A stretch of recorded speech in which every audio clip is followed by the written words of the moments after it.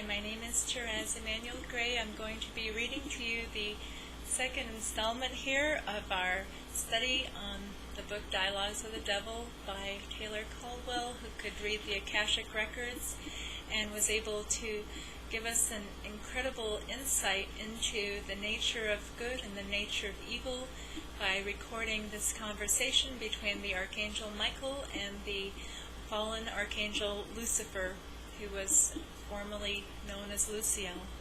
We know that Lucifer has gone through the process or initiation called the second death, which is where there is that canceling out of the soul. And so even though he is no more, the evil that he carried and the consciousness that he carried is still contained within each and every one of us to whatever degree, and is also operative on the astral plane and contained within many other fallen ones and those of the dark side on the astral plane and an embodiment. And so as we read this, we understand the record and we understand what it is that we must fix. And to fix it, we must really be able to know it. And so we're going to be reading here the second letter of Lucifer and Archangel Michael's response. Greetings to my brother Michael, Archangel of the Conformists, who ask no troubling questions. Now, this is right away where Lucifer and the fallen ones use pride to ridicule those who are doing the will of God, and calling them sheep, and calling them stupid, and calling them docile, and all of these things, trying to prick their pride into rebelling, and then calling that rebellion freedom, a sense of liberty, a sense of having an interesting personality as opposed to being dull and conformist. And so what we see here, Lucifer calling Michael, is what we see the people who follow the lie calling those who follow that which is good on this planet and elsewhere. So Lucifer says, "Always have I loved you, dear brother, despite your simplicity. I see again as I write you now your shining blue eyes, your golden hair, your tall and muscular body, your heroic arms, your sudden smile, your strong hands, your firm feet, and your broad shoulders. Do not think I mock you with these words. I write them with admiration. I always loved your conversation, though it was not notable for challenging speculation and was often too grave. Yet you are often merry, and your laughter boomed through heaven, but you are too simple." Isn't this what many people in the world would say of those who are trying to follow a path of righteousness? We appreciate you, we can see your light, we appreciate that, but you are too simple, you are too sheep-like, you are somewhat dull and boring. Come and join us in our sophistication. For another time without count you have asked me to have some pity on Terra, that miserable speck of congealed slime that lumbers heavily about a wretched dwarf yellow star in a forgotten boundary of your own galaxy. There have been moments when I have considered if our Father had not deliberately tormented me by choosing that depraved little morsel for the scene of his universal redemption. From among the inconceivable bounty of his billions of worlds, he chose the most loathsome and insignificant, the dullest and most lightless, the most stupid and degenerate. Is there a meaning in that? Who knows his mind? You too have asked that question. I, therefore, am not alone. You, however, accept meekly. But I am not meek, and so there can never be any acceptance in me, but only incredulity and affront. Endless other worlds have sinned and fallen under my tutelage and suggestion. Beautiful vast worlds of blinding color and enormous vistas and splendid cities, and with men who could at least claim to have a wink of intelligence. But he did not choose one of them. He chose the most vulgar, the most animalistic, the muddiest, the dirtiest, the most inarticulate, the least endowed with poetry and comprehension, without mercy and faith and learning. It is not worthy even to be called a latrine or a gutter, this murderer of prophets and heroes, this murderer of God himself.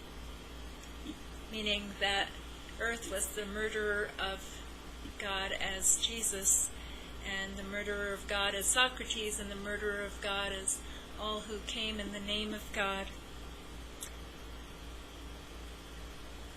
And that there were planets of much greater achievement and ability that fell before Earth did.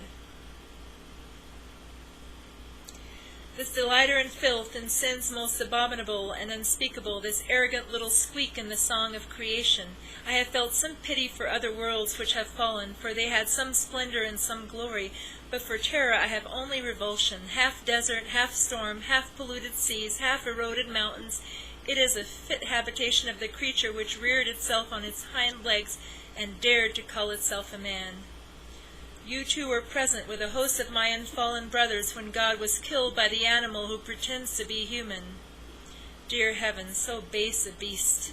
Do you remember that day, Michael? Ah, you can never forget, nor can I. You will say, as you have said before, that it was our Father's will, and that his Son was born for that very purpose of the one creature, unstained by the contemptible sins of her fellow man.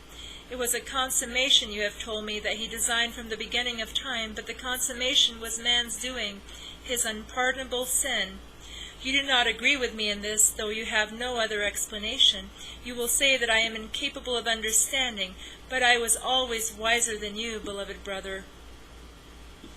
And Lucifer was a star of, or let's say an angel on the ray of illumination. His greatest mastery in God was on the ray of wisdom and illumination, the yellow ray, whereas Michael's is on the ray of faith and protection, the blue flame of God's will. And so that is also why Lucifer can say this, that he was wiser. But was he truly wiser if he departed from that will of God and that obedience that Michael championed and was the fullness of? Like Elizabeth Clare Prophet once said, how smart are you if you think you're smarter than God? Would other worlds have consummated that supreme crime, other worlds fallen and now vanished? I think not. They, evil though they were, would have revolted against such a consummation, even if they had considered the Christ only a man as they were men. They were not forever intent on the murder of the innocent, for the destruction of the harmless, despite their tedious wars. The manifestly pure and good never aroused their hatred as the men of terror are endlessly aroused.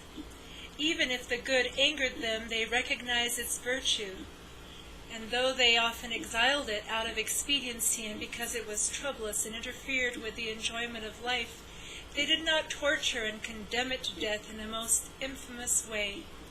They even gave it an amused honor, though they did not wish to embrace it. They had tolerance, so they were truly men, suffering what was incomprehensible and annoying. But the men of terror are not really men, though you would deny this. Does our Father realize that in truth the creatures of terror are not absolute men, and was it his desire that he raised them to manhood? If so, he has dolorously failed. Those who are men on terror can be counted only in the thousands, and it was always so. They conceal themselves with justified terror and prudence from those who presume to call themselves their fellows. They hide in far places, behind walls and in jungles, in the lost sanctuaries and in the deserts. He's talking about the monks and the hermits and the Buddhas and the teachers who have to hide out from civilization in order to survive and thrive. When they emerge with words of love and mercy and compassion, they are greeted with derision or with inevitable murder. Have they not learned? Will they never learn? The man who comes with the bread of pity and the bread of life in his hands is doomed forever and a day on terra to hatred and assassination. And so all of these facts that Lucifer is bringing together as an indictment are in many ways correct, but the ultimate conclusion that he draws us towards is incorrect. That man is not good or redeemable, that the divine seed is not in his heart and able to flourish there in due time.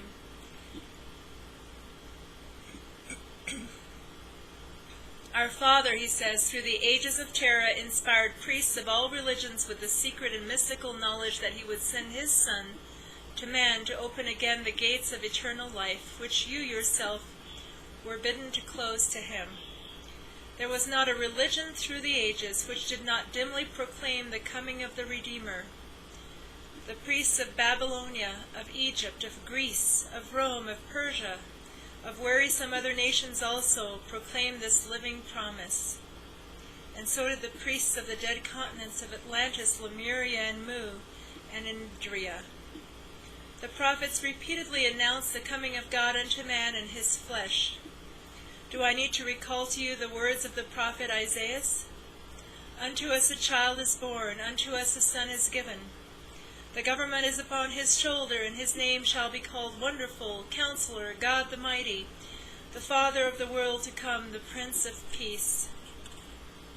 His mother was prophesied, Who is she that looks forth as the bright morning?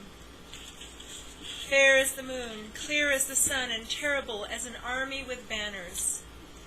Unto the priests of Chem in Egypt the prophecy was given also, and they wore the cross of infamy ages before the vile deed was consummated in Judea, and the pyramids were inscribed with the cross, which was to mankind the sign of the resurrection and the life. The Greeks had their mysterious altar to the unknown God, and awaited him. The Romans vaguely understood also, and in the realms beyond the seas which men did not know as yet. God did not withhold his secret, nor come in stealth without prophecy. Yet when he came, he was murdered. It has been endlessly amusing to me to listen to men since the day of that most infamous murder. We should not have killed him had he been born to us instead of the Jews, they vehemently declare. We should have cherished him and raised him up upon our shoulders and cried, Hosanna to the Lord. Liars, liars, the men of Judea who had witnessed through the ages the mercy of God said to Jesus, Had the prophets been born to us, we should not have killed them. But all men kill their prophets and their heroes. They cannot endure their proximity, their implicit reproach. Again, this is truth that is used to enforce a lie. The subtlety of evil, using truth to ensole a lie. Had not God been born to the Jews, his name would still be unknown among the children of men, for it would have been obliterated. This is a very interesting concept. But the Jews had cherished and remembered the prophecies of the Messiah, and when he came along then, thousands of men indeed did cry, Blessed is he who comes in the name of the Lord. It was not an accident that he chose his apostles from among the Jews, for only they were devoted to the prophecy and recognized him. But how ironical it was that Peter, who had said, You are the Christ, denied him 3 times. Is that not natural for man? What we see here as well in the prosecution that Lucifer is leading is that just like the not-self, the dweller on the threshold, the not-self pushes us, the dweller on the threshold, the part of the lie within us pushes us to do what is not right, and then punishes us for doing so. And so what we see here is, and we understand that all of these things that were done out of evil were that original seed of evil that Lucifer planted, his original rebellion that was taken on by mankind, and that roams the planet as a collective thought form. And so he is basically blaming men for following the very lie that he himself put forth. And so when we see ourselves doing things that are not of the light, and this happens to every one of us, where we fall or falter, like St. Paul said, the good which I would do, I do not, and the evil that I would not do, I do. Well, this is St. Paul talking, right? And so it's the same for us. When we are in a place where we do not do the good that we would do, and do the evil that we would not do, we have to remember that we can come out of it without excessive guilt and shame and blame that the devil, the deified energy veil, the liar within and the liar without would heap upon us, so that we have the opportunity for self-correction, self-correcting in an autonomous way, one with our God presence. That is the goal.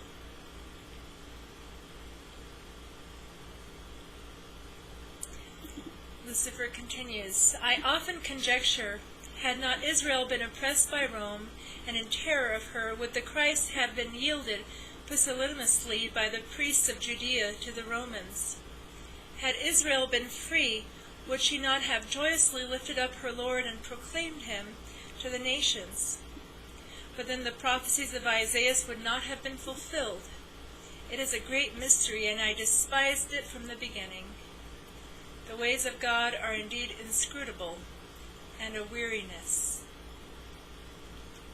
Lucifer figures that if he can ask the question, then he must be able to know the answer without passing through the initiation and the transformation that is required to become the answer.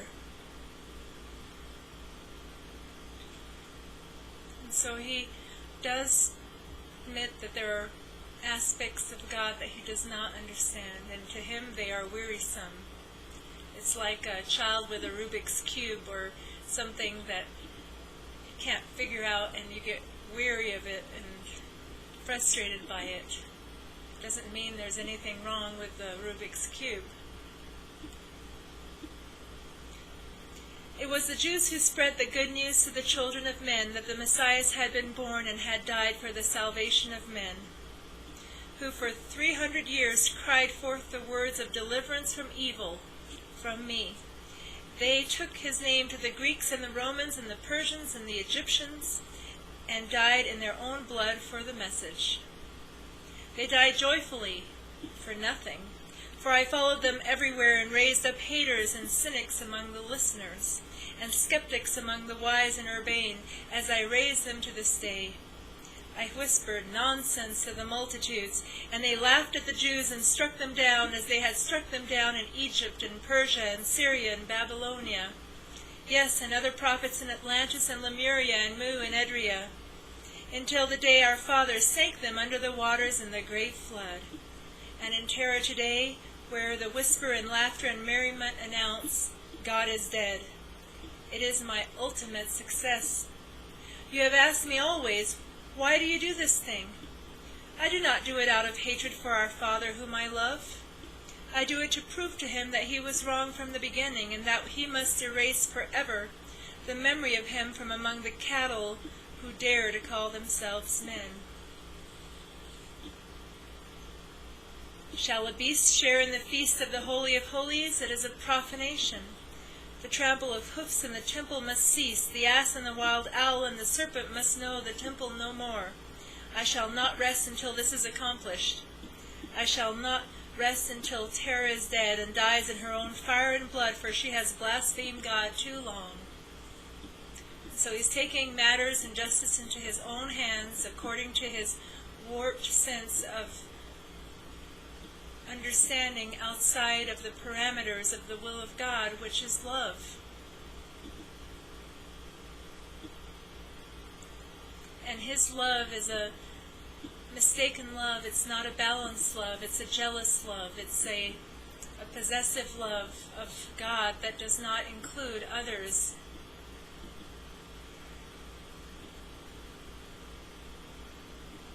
I have given terror the formula for her death, as I have given similar formula to the men of other worlds. You will not rejoice with me that this abattoir of God and prophets and heroes will soon be caught up in the whirlwind of flame as prophesied by the prophet Joel. But then you do not share with me my abhorrence of mankind wherever it has manifested itself throughout the universes.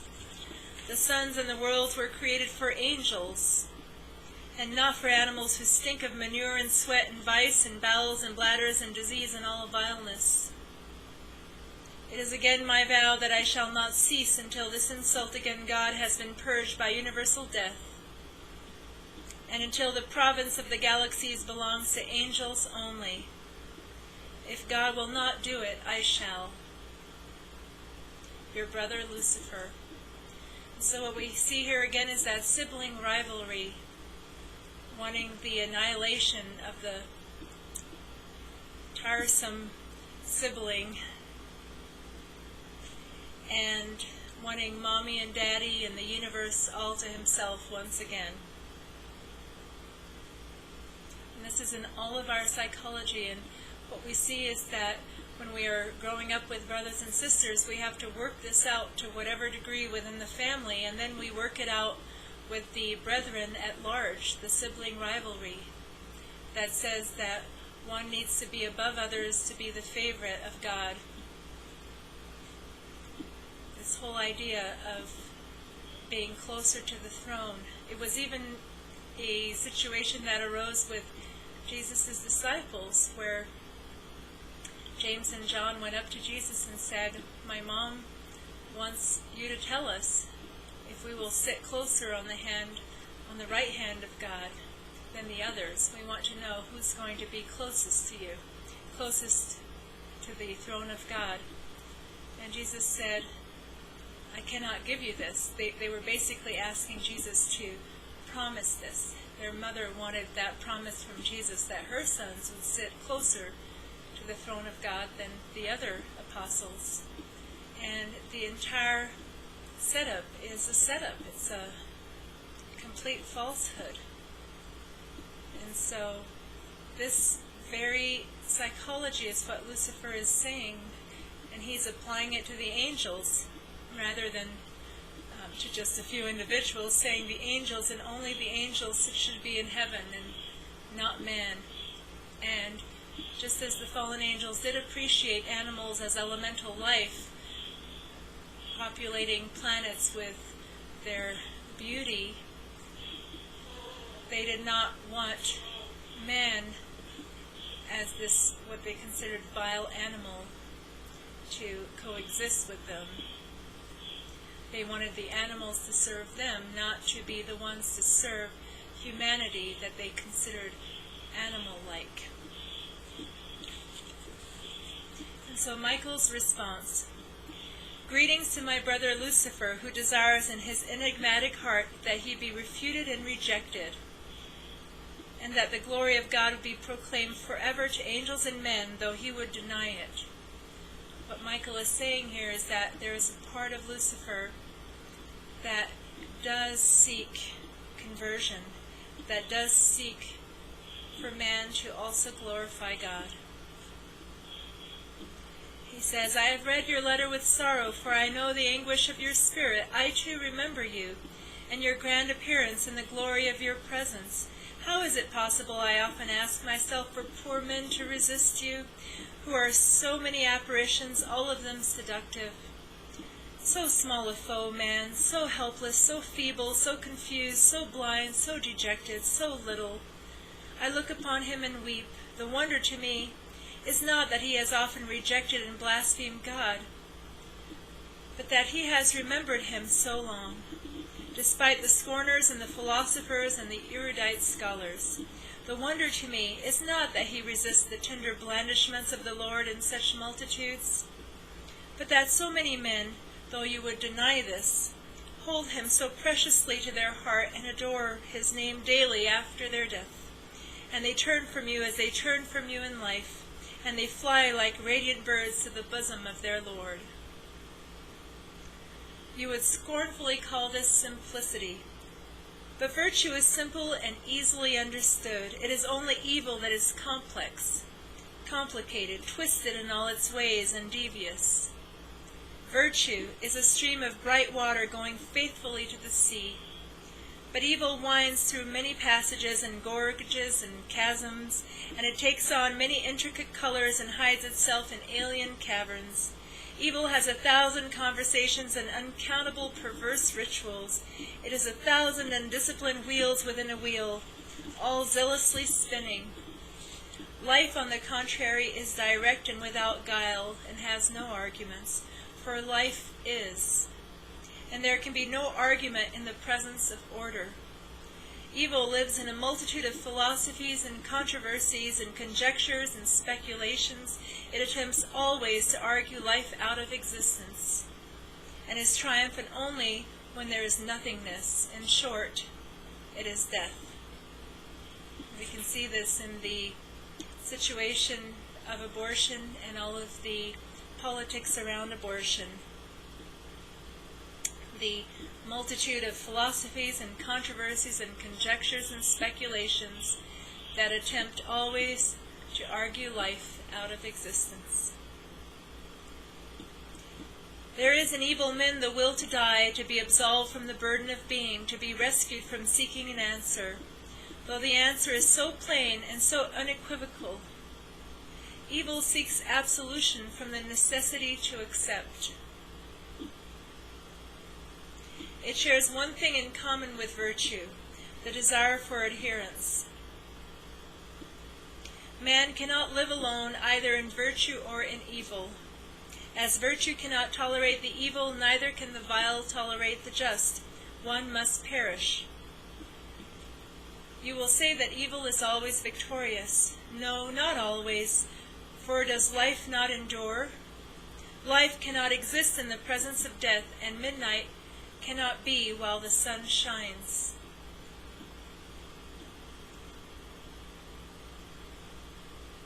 This is such an interesting line here. Evil seeks absolution from the necessity to accept. What it points to is that pride of evil that will not bend the knee. It's simply a bending of the knee. How hard is it to bend the knee? Well, if you're in the humble, childlike state, it's not hard. But if you're in the prideful state, it becomes very hard to simply accept. The poor men on terra shout passionately, life is not lucid. There is no simplistic answer to being. Life is complicated and involved and has many faces, and who can say which face is reality? Don't we hear that all the time? Right? But life has only one face in truth, and that is the face of God. And therefore, before him there is no tortuous path, no concealed passages, no multitude of answers, no confusion. No, this is the way, but on the other hand, this may be the way also. This is the entire lie of relative good and relative evil and all of the different gradations, right? That are part of the different philosophies that we find in the world. In truth, there is only one absolute good. And all of the relativity and the doctrines of relativity lead us into the energy veil, which is evil. And so Michael says, man's mind, assisted by yours, becomes a hive of cells, each with a contradictory life entombed, each with an individual insistence, each with a different clamoring voice, each with a refuting reply. Only in the pure honey of truth is there one flow of sweetness.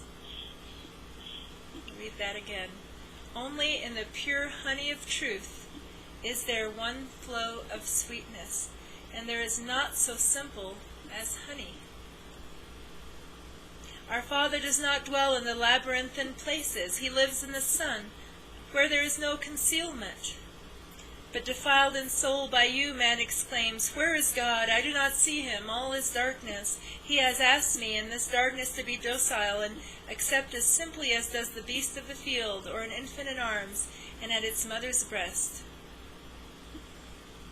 Yet the Lord has said so plainly, you must be as children. to inherit the kingdom of heaven.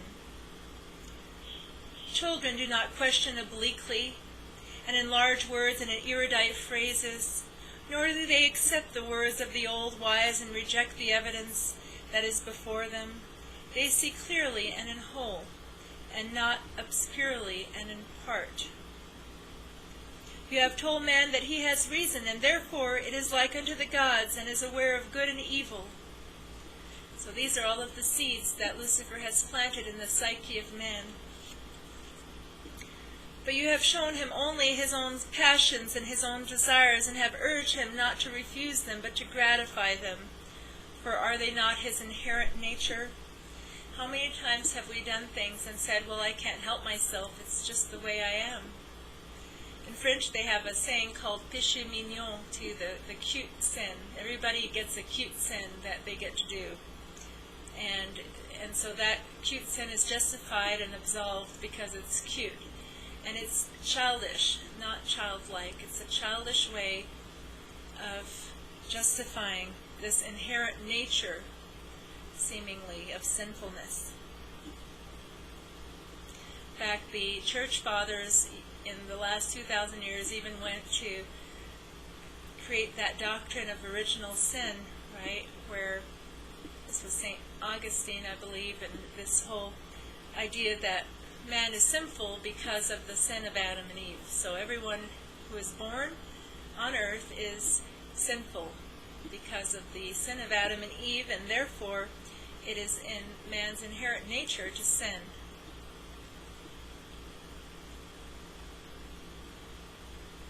There's no room for the self-edification through free will and the responsibility through free will of becoming the God who I am, who we are.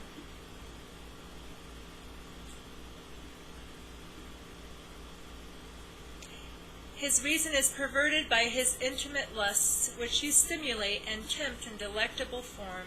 He has no merit of his own, but only those merits granted by the grace of God. Instinctively in childhood, man recognizes this. It is only with learning that he glorifies that which he calls his reason. So sad a little creature, so worthy of mercy in his helplessness. The wisest of the men of terror are the most stupid, the most refractory, the most blinded. But are they the wise in truth? No, they are the most absolutely dumb and null. Only the simple are wise in the ways of wisdom, for when they ask, they perceive the answer, and immediately. You have called this infantile, and men have listened to you throughout the ages. The spiral to them is fascinating, and the more it curves about itself, the more delighted they are. And they call it subtlety. The straight way is jejune to their contorted spirits. It lacks sophistication. Sad little man strutting on his dung heap and crowing defiantly at the sun as it rises, and often believing that without his crow the sun would not come up at all. At the worst, he is convinced that his dung heap is the center of the universe, and that the beat of his wings is heard to the farthest star.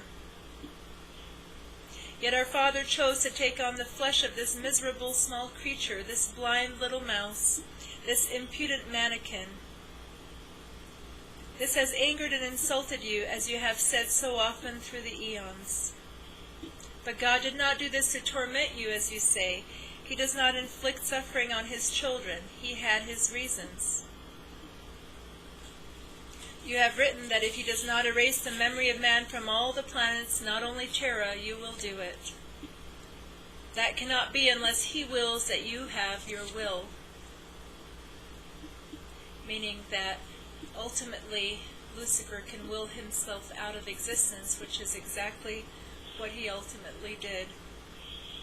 According to the records of the teachings of the Ascended Masters and what was brought forth through Mark and Elizabeth Prophet, Lucifer did go through that soul event called the second death, where he was canceled out because he ran out of opportunity, and there was the timing, and he refused to bend the knee in that final moment and was canceled out. Now, What I would like to say about this right now is that in the wording that Taylor Caldwell has chosen for this description of the dialogue, there are certain words that Archangel Michael most likely would not have used. She's trying to paint a picture, and we know that angels would be communing telepathically anyway. And so if there are some words here that stir you up and you think, well, that can't be true because Archangel Michael wouldn't say the word stupid, for example. We know that stupidity is one of the clip-off-on the tree, the anti-tree of life. And so if these words, if we believe that Michael would not be using these words to describe people, which I believe some of these words would not have been his precise dialogue, that's not to in any way discount the conveying of the idea and the thought form and the glyph that is being contained in these concepts and the dialogue going back and forth. Lucifer and Michael were brothers once upon a time, and so there is a certain similar wavelength of understanding, and at the same time there's a completely different reaching of conclusion. Michael says, "It is true that he sank ancient continents of terror below the waters, and you exulted that the race was destroyed. But he rescued a few and raised up other continents for their life and fertility and their ultimate hope. Your thunderbolts did not destroy the ark as it rose and fell on the vast and landless seas. Nor were the inhabitants affrighted. It was not the will of our Father that they be lost, but that they have life. There may come a day when God shall will that you have your way, but that day lives only in his mind, and you cannot know it. You will have no pity. It is absurd of me to ask it, for I know your loathing for this bloody little ball of mud, which committed the great crime of deicide, and continues to commit it. Nevertheless, your very wrath against it gives me heart." And so Michael is looking for that place of the saving of the seemingly unsavable, that place in Lucifer that could still be converted, that place where there might still be some caring, because we know that caring and love is the way out, when it is truly love, a balanced love, a giving love, a selfless love.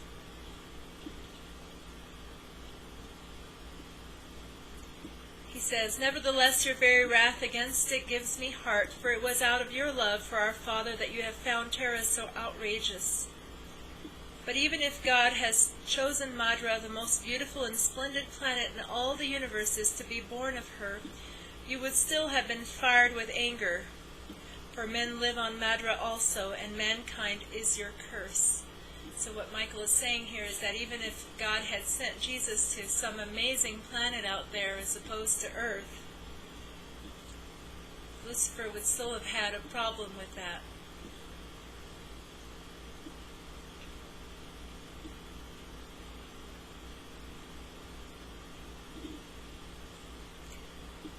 You tempted man to fall 10,000 times 10,000 eons ago, and when he fell, you fell with him also.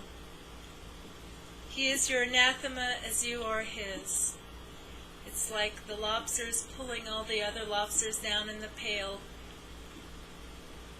Everyone is connected and hooked up within their consciousness with those who are of their consciousness, and so what Lucifer has done is boomeranging back, and he is not free.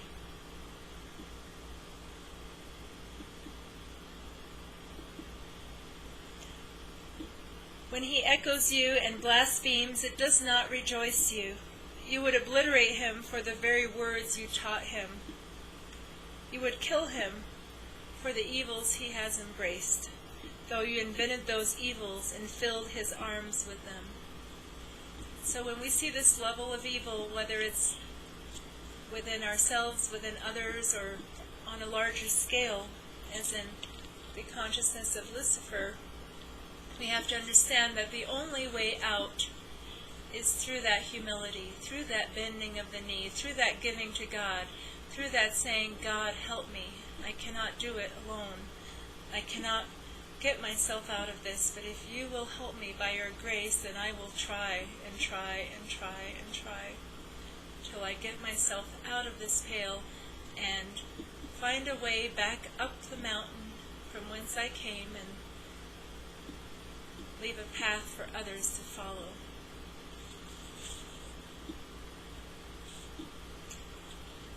It is man's weakness before you that fills you with fury, yet you touch him with weakness in his mother's womb. When you say to him, I am your only God, your only reality, and he bows before you in worship, you would smite him unto immediate death. The contempt for the follower.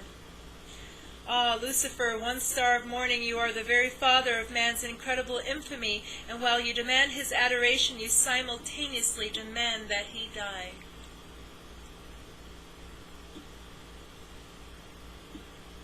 It's like the Black Widow consciousness that would kill the husband and eat the babies.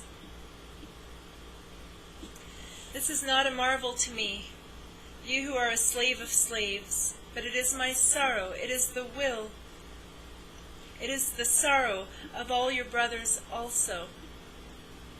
But who knows? One fair noon you may arise through the gates of heaven on the ladder raised by men, and in striking on them you may cry, Alleluia. And even though this did not happen for Lucifer, it has been prophesied to happen for humanity, where the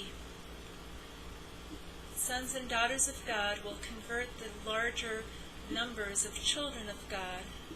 That fire that's cultivated within the heart will then turn and inspire the larger multitudes, who then in their zeal will even convert those fallen ones and mechanization concept that can be converted yet and come home. And so through the zeal of those children of God who are converted, that ladder raised by men to heaven, there are many fallen ones that may turn and return to heaven, those who had followed Lucifer in the beginning and fell. So the letter concludes, your brother Michael. This is the end of our second installment. God bless you, and we look forward to reading again together.